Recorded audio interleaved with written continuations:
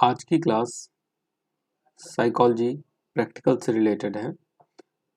इससे रिलेटेड लगातार रिक्वेस्ट आ रहे थे कि सर बीए थर्ड सेमेस्टर के प्रैक्टिकल के बारे में बताएं। तो बीए थर्ड सेमेस्टर में जैसा आपका सिलेबस है, सोशल बिहेवियर, आपको सामाजिक व्यवहार का पेपर पढ़ना था, आपने एग्ज़ाम दे दिया। अब बात करें प्रैक्टिकल की, तो प्रैक्टिकल भी सोशल बिहेवियर से रिलेटेड टॉपिक्स पे आपको प्रैक्टिकल बनाने हैं, जिसमें आपके सिलेबस में 4 प्रैक्टिकल हैं। 4 प्रैक्टिकल में से 2 प्रैक्टिकल के वीडियो ऑलरेडी चैनल पर अवेलेबल हैं। मुझे पता है आपको नहीं पता चल रहा होगा कहाँ पे हैं। अभी मैं वीडियो के लास्ट में आपको बता दूंगा कि दोनों प्रैक्टिकल कहाँ से मिल जाएंगे। तो आपका एक प्रैक्टिकल यहाँ से हो जाएगा, 2 प्रैक्टिकल प्लेलिस्ट में है। तीनों प्रैक्टिकल करने के बाद आप 3 प्रैक्टिकल बना लीजिएगा।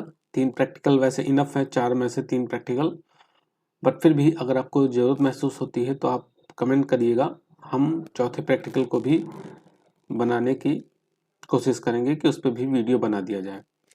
तो इससे पहले अब तक एटीट्यूड से रिलेटेड यानी मनोवृत्ति से संबंधित और प्रेजुडिस पूर्वाग्रह से संबंधित प्रैक्टिकल चैनल पर हैं। आज की वीडियो में हम अंतर्वैयक्तिक आकर्षण से संबंधित प्रैक्टिकल की बात करेंगे, जो कि है इंटरपर्सनल जजमेंट। ये आपका प्रैक्टिकल है इंटरपर्सनल जजमेंट से रिलेटेड। तो प्रैक्टिकल, जैसा कि आप जानते हैं कि जब भी हम प्रैक्टिकल लिखना स्टार्ट करते हैं तो सबसे पहले हम इंट्रोडक्शन लिखते हैं। किसी भी प्रैक्टिकल के बारे में इंट्रोडक्शन लिखते हैं। देन इंट्रोडक्शन लिखने के बाद तब फिर हम टेस्ट एडमिनिस्ट्रेशन यानी परीक्षण संचालन करते हैं। और उसके बाद फिर हम परीक्षण संचालन के बाद क्या चीज़ आती हैं, उसके बाद आपका प्रयोज्य परिचय आता है, फिर आवश्यक सामग्री आता है। आवश्यक सामग्री के साथ साथ निर्देश, और निर्देश के अलावा प्रोसीजर आता है, प्रक्रिया आती है, रिजल्ट आता है और लास्ट में विवेचना। इतनी चीज़ें हम किसी भी प्रैक्टिकल में लिखते हैं। तो मान लीजिए अगर आपको प्रैक्टिकल लिखना नहीं पता है कैसे लिखते हैं, तो यहाँ पर अभी आपको आई बटन में यहाँ पर आपको मिल जाएगा प्रैक्टिकल कैसे लिखें, उससे रिलेटेड एक वीडियो मिल जाएगा। और उसमें ये भी पता चल जाएगा कि प्रैक्टिकल होता क्या है, उसमें क्वेश्चंस कैसे पूछे जाते हैं, एग्जाम में पूछता क्या है, वो सारी चीज़ें भी यहाँ से आपको मिल जाएंगी। तो इस वीडियो को आप देख लें, इससे आप सारी चीज़ें जान जाएंगे। अब बात करते हैं हम आज के प्रैक्टिकल के बारे में, जो कि है इंटरपर्सनल अट्रैक्शन से संबंधित। तो जैसा कि मैंने बताया, सबसे पहले आपको परिचय लिखना होगा। तो परिचय के लिए आप यहाँ इसका स्क्रीनशॉट ले लेंगे। परिचय ज़्यादा नहीं, बस 1-2 पेज का होता है। तो 1-2 पेज में आप अंतर्वैयक्तिक आकर्षण क्या है, उसका स्वरूप क्या है, ये सारी चीज़ें वहाँ पर लिख देंगे। तो आप इसका स्क्रीनशॉट ले लीजिए। अगर आप इसको समझना चाहते हैं कि अंतर्वैयक्तिक आकर्षण के बारे में आपको समझाया जाए, तो वो ऑलरेडी वीडियो अवेलेबल है चैनल पर। उसका लिंक भी यहाँ पर आपको मिल जाएगा ऊपर डिस्क्रिप्शन, यहाँ आई बटन में। इसके अलावा आप सोशल साइकोलॉजी का जो प्लेलिस्ट है, उस प्लेलिस्ट में जाएंगे तो वहाँ पर आपको सारी चीज़ें मिल जाएंगी इससे रिलेटेड। तो आप इसका स्क्रीनशॉट ले सकते हैं।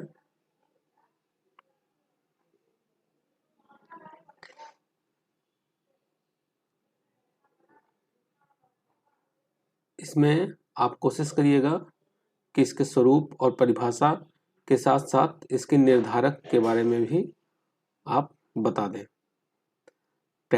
जो इंट्रोडक्शन है उसमें इतनी चीज़ें लिख लीजिएगा।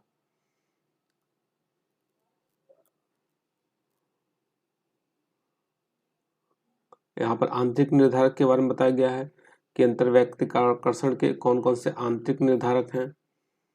फिर बाह्य निर्धारक के बारे में बताया जा रहा है, इसको भी आप नोट कर लेंगे।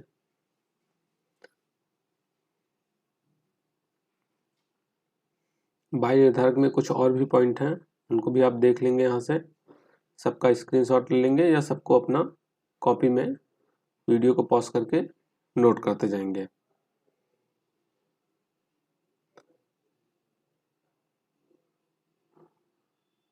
तो यहाँ पर इतनी चीज़ें आप लिख लेंगे। इसके अलावा एक और पॉइंट होगा, इतना आपका प्रैक्टिकल का इंट्रोडक्शन का मटेरियल हो गया। परिचय में आप इतनी चीज़ें लिख लेंगे। उसके बाद अगला जो हेडिंग आएगा वो आएगा परीक्षण संचालन। परीक्षण संचालन में आप उद्देश्य हेडिंग डालेंगे, जिसमें क्या है कि जो प्रयोज्य है, मतलब जिसके ऊपर आप ये परीक्षण कर रहे हैं, प्रयोज्य नहीं है उसको परीक्षार्थी बोलेंगे। तो परीक्षार्थी के अंतर्वैयक्तिक आकर्षण का मापन करना, अंतर्वैयक्तिक आकर्षण के निर्णय क्षमता का मापन करना। इंटरपर्सनल जजमेंट से रिलेटेड ये प्रैक्टिकल है, जिसका नाम है IJAS। इसका पूरा फॉर्म हुआ interpersonal judgement, interpersonal judgement scale. और ये किससे संबंधित है? इंटरपर्सनल अट्रैक्शन से संबंधित है। तो अब इसमें करना क्या है? इसके लिए आप एक परीक्षार्थी को लेंगे जिसका मनोविज्ञान विषय ना हो। आप अपने ऊपर नहीं करेंगे इसको, एक ऐसे स्टूडेंट को लेंगे, आपके किसी साथी को ले लेंगे जिसने मनोविज्ञान विषय ना ले रखा हो। उसके बाद उसको ये क्वेश्चनायर देंगे, ये मतलब स्केल देंगे उसको, फिर वो अपने यहाँ पर डिटेल्स फिल कर देगा। देन उससे ये निर्देश पढ़ने के लिए कहा जाएगा।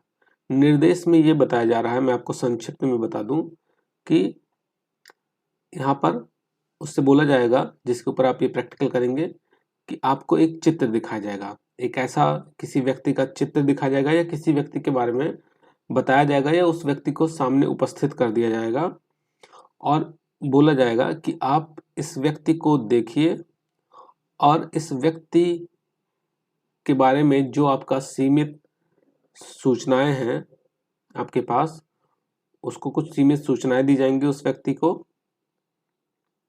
देन उसके आधार पर यहाँ पर कुछ ऑप्शंस दिए गए हैं, आप देखें। उससे पहले मैं एक चीज़ बता दूं कि ये जो प्रैक्टिकल है ये नेशनल साइकोलॉजिकल कॉर्पोरेशन आगरा के द्वारा प्रकाशित किया गया है। यहाँ पर इस वीडियो में इसका यूज़ केवल मनोविज्ञान के स्टूडेंट्स को इस प्रैक्टिकल के बारे में जानकारी देना है।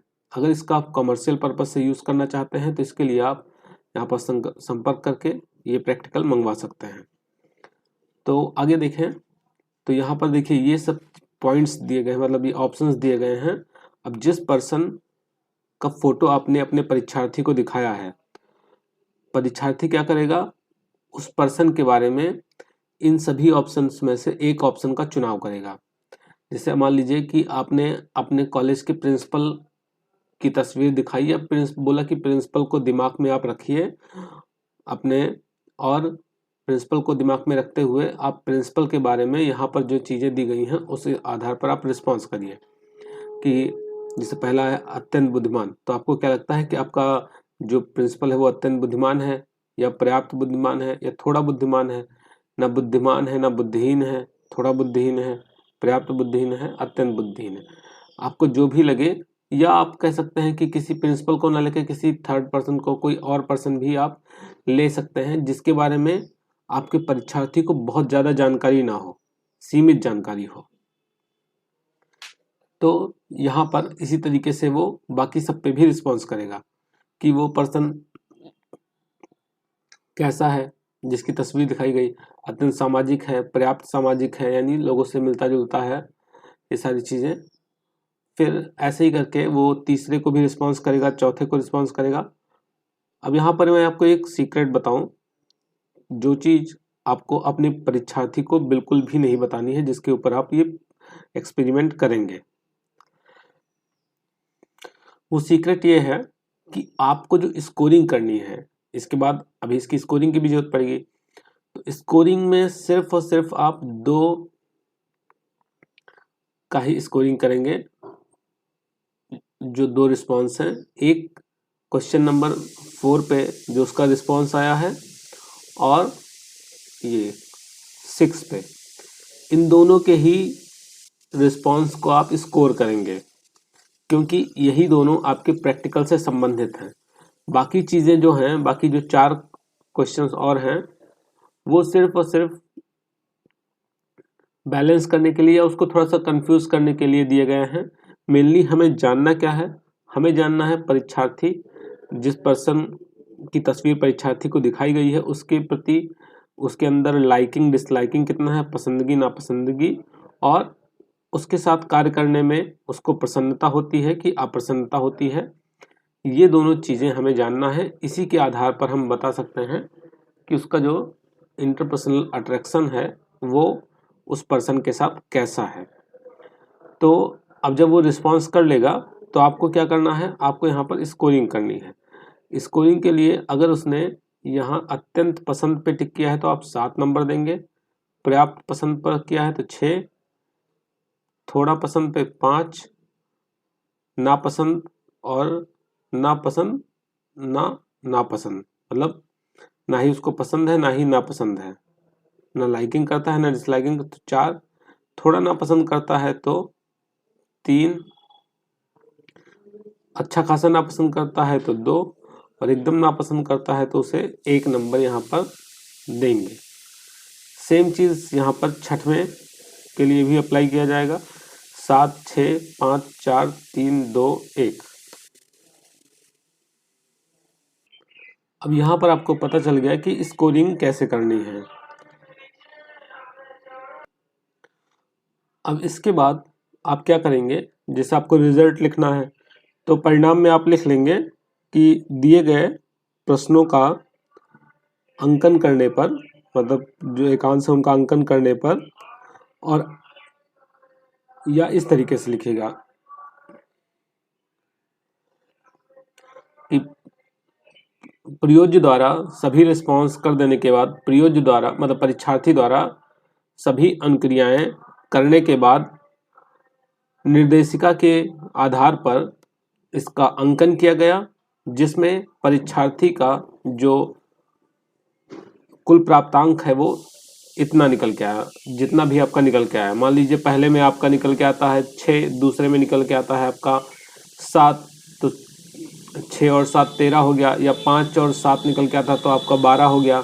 तो जितना भी आपका निकल के आया वो लिख देंगे कि इतना निकल के आया। ये आपका क्या हो जाएगा, आपका परिणाम हो जाएगा। फिर विवेचना में आप लिखेंगे, विवेचना में क्या लिख देंगे कि प्राप्तांकों के आधार पर हम यह कह सकते हैं कि जो परीक्षार्थी है, परीक्षार्थी का दिए गए व्यक्ति के प्रति जो अंतर्वैयक्तिक आकर्षण है, अब अगर आपका स्कोर 4 से ऊपर आ गया है, मतलब दोनों मिला के अगर 8 से ऊपर आ रहा है, तो आप लिख देंगे कि अंतर्वैयक्तिक आकर्षण अधिक है। अगर दोनों मिला के 12 से ऊपर आता है तो काफी अधिक है, पर्याप्त अधिक है, और दोनों मिला के 14 आता है तो अत्यधिक है, मतलब अंतर्वैयक्तिक आकर्षण अत्यधिक है। जिसके आधार पर हम यह कह सकते हैं कि जो परीक्षार्थी है वो दिए गए व्यक्ति को पसंद करता है और उसके साथ कार्य करना उसे अच्छा लगता है, कार्य करने में भी उसे प्रसन्नता होती है। अगर आपका स्कोर 4 से नीचे आ रहा है तो जस्ट इसका अपोजिट हो जाएगा कि वो उसे नापसंद करता है और उनके बीच अंतर्वैयक्तिक आकर्षण बहुत ही कम है या थोड़ा कम है। इस तरीके से लिख के आप इसको कंप्लीट कर लेंगे। तो इस तरीके से आपकी विवेचना हो गई। अब रही बात कि आपकी जो 2 प्रैक्टिकल और हैं, मनोवृत्ति का, और मनोवृत्ति के साथ साथ आपका प्रिजुडिस, पूर्वाग्रह से संबंधित प्रैक्टिकल। तो उसके लिए आप देखें, आप यहाँ प्लेलिस्ट में जाएंगे, प्लेलिस्ट में आपको ये साइकोलॉजी प्रैक्टिकल का प्लेलिस्ट मिल रहा है। इसमें आप देखिए तो इसमें आपको एटीट्यूड, मनोवृत्ति से संबंधित, और इसके साथ साथ आपको पूर्वाग्रह से संबंधित प्रैक्टिकल, दोनों प्रैक्टिकल यहाँ से मिल जा रहे हैं। इन दोनों को आप कर लेंगे और अपनी फाइल कंप्लीट कर लेंगे। अगर कोई और डाउट हो तो आप नीचे कमेंट करके पूछ सकते हैं।